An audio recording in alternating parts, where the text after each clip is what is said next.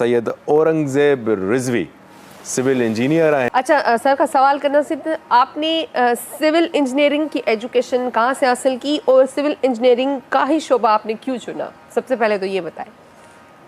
बिस्मिल्लाहिर्रहमानिर्रहीम। सबसे पहले तो ये बताऊँ कि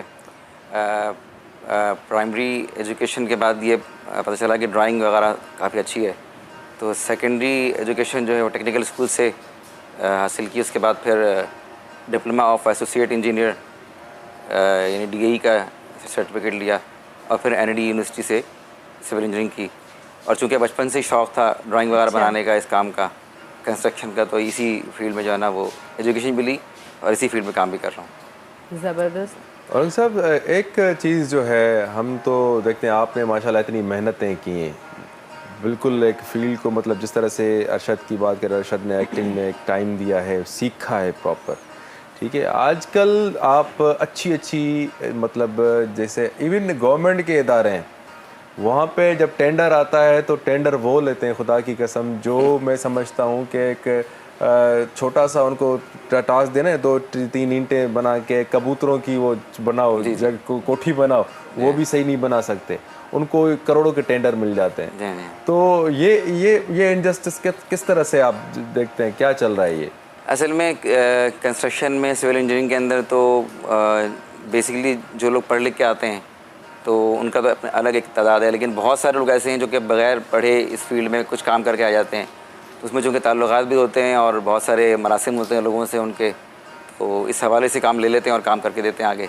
अब उसमें काम की क्वालिटी जो है वो ज़ाहिर बात है कि क्योंकि वो उन्होंने बेसिक एजुकेशन ली भी नहीं होती इस फील्ड में, तो फिर वो जैसे तैसे करके भी काम को करते हैं, बस काम से काम मिलता रहता है, काम करते रहते हैं। लेकिन बाकायदा एजुकेशन लेकर के जो काम किया जाएगा तो उसकी फिर क्वालिटी अलग होगी, उसकी बात अलग होगी।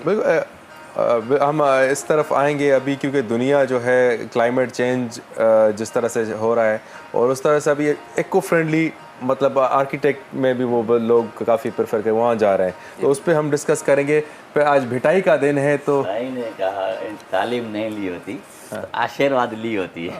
आशीर्वाद तालीम नहीं भी हो तो मसला नहीं होता। सही, आशीर्वाद लेना भी तालीम में सही, किस तरह से वो टेक्निकल ये बड़ी कहाँ पे लेना है, किससे लेना है, वो चीज़ें उन्होंने ली होती हैं, हम सिर्फ तालीम लेते हैं इसलिए।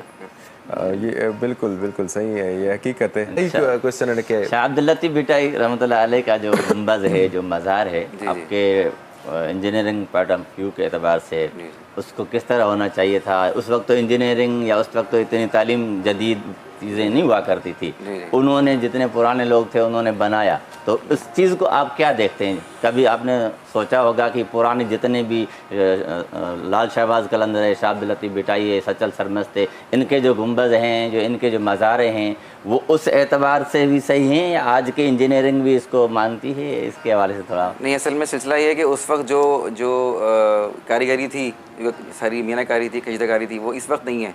उस वक्त जो मेहनतें लोगों ने हाथ से कर ली अपने हिसाब से, तो वो आज इंजीनियरिंग के अंदर भी वो मेहनतें नहीं हो पाती। नो डाउट कि वो कंस्ट्रक्शन आज भी मकबूल है सारी।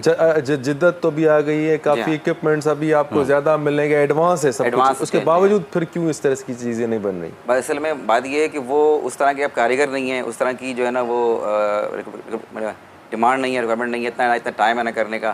तो अब लेटेस्ट टेक्नोलॉजी है, लेकिन काम बहुत फास्ट हो गया है, बहुत ज़्यादा जो है ना वो अब वक्त नहीं मिलता इन चीज़ों को करने के लिए, और ना ही इतना पैसा होता है इन चीज़ों पे इतना इन्वेस्ट किया जा सके। तो ये सब बातें हैं जिसकी वजह से एडवांस तो कंस्ट्रक्शन हो गई है, लेकिन वो जो सारी मीनाकारियाँ थी ना, सारी जी कशीदाकारियाँ थी जो मज़ारों पे या उन पे मिलती हैं, वो आजकल की नहीं होती। सही। अच्छा, आपसे पूछना ये चाहूँगी कि जैसे एक बेंगलो बनता है फिर पूरी इमारत खड़ी कर देते हैं, क्या फ़र्क होता है?